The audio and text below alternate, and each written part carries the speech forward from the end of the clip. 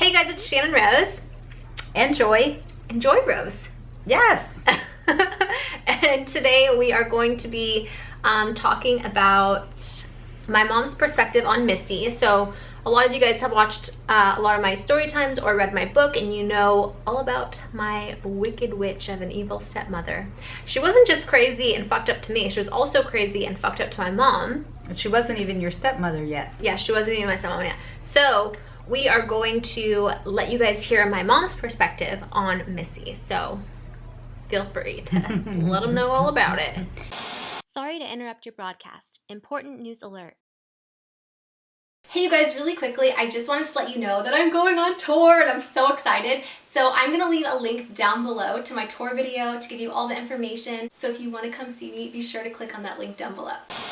Basically, she weaseled her way into our lives, trying to get to Shan's dad, and eventually I let her. And she deserved everything she got, which turned out really nice for me.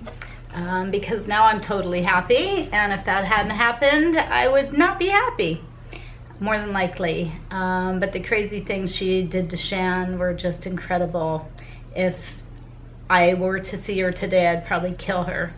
She stays away, far away, but she did really crazy things other than just to Shannon. I remember a story where she, way back when, years ago, you used to find guys in the newspaper. They had like ads in the newspaper. Back in the day. Yes. So she spent all day probably at work highlighting different guys for me, and then decided to mail it to me in the mail with her handwriting on the envelope. So she found that one on the island in the kitchen when she got home, because I showed it to Paul and left it there. So she knew I knew it was her.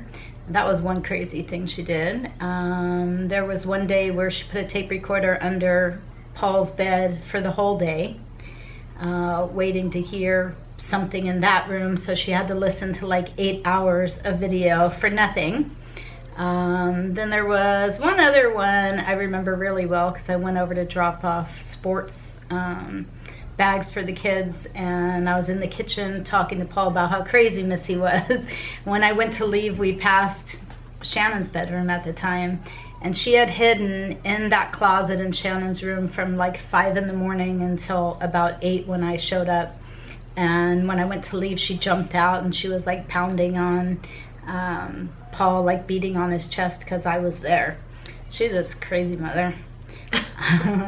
Anyway, we're really happy she's out of our lives for good now. Yeah, because Dad was like so blind to everything. Like we kept telling him like, you know, things or whatever, and he kind of just like wouldn't believe us or whatever the case may have been. But I think a lot of people want to know like when he finally did come to his senses and realize that she was a fucking psychopath and really crazy. And I think that was when she told him like, if I can't have you, nobody can. Mm-hmm. And then lied and said that he like molested her daughter and like had to go to court and all that stuff. Right. And I would have, with the jury trial, and for a year the kids couldn't be alone with their dad, couldn't coach them in their sports. It just made that whole year miserable. But I do remember the day that they read the verdict, and they just said not guilty, not guilty, not guilty, and Missy got up as fast as she could and ran out of that courtroom. But prior to that, she was trying to put everything of his in her name, the house, the cars, the boat, the motorhome, like everything. And he caught her doing that too, but he still stayed with her during that time. Too stupid. So it was pretty wild days.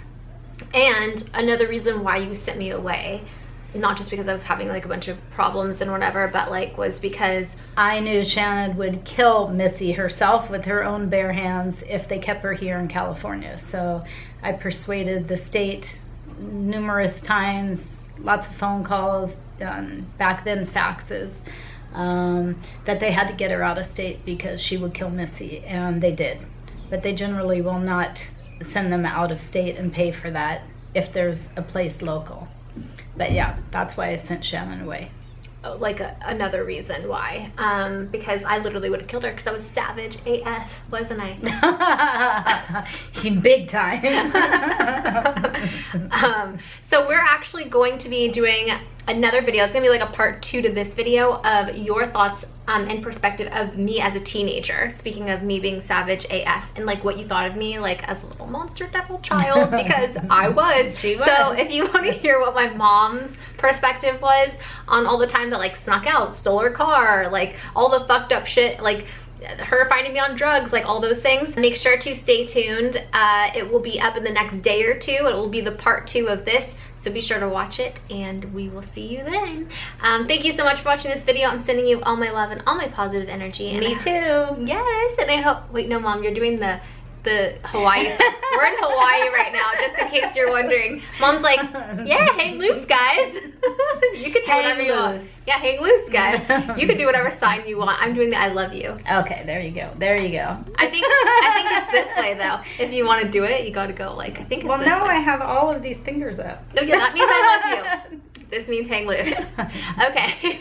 We love you guys, sending you all of our love and all of our positive energy, and hope to see you in part 2. Mwah! Oh, look at you. You look like a little biker babe.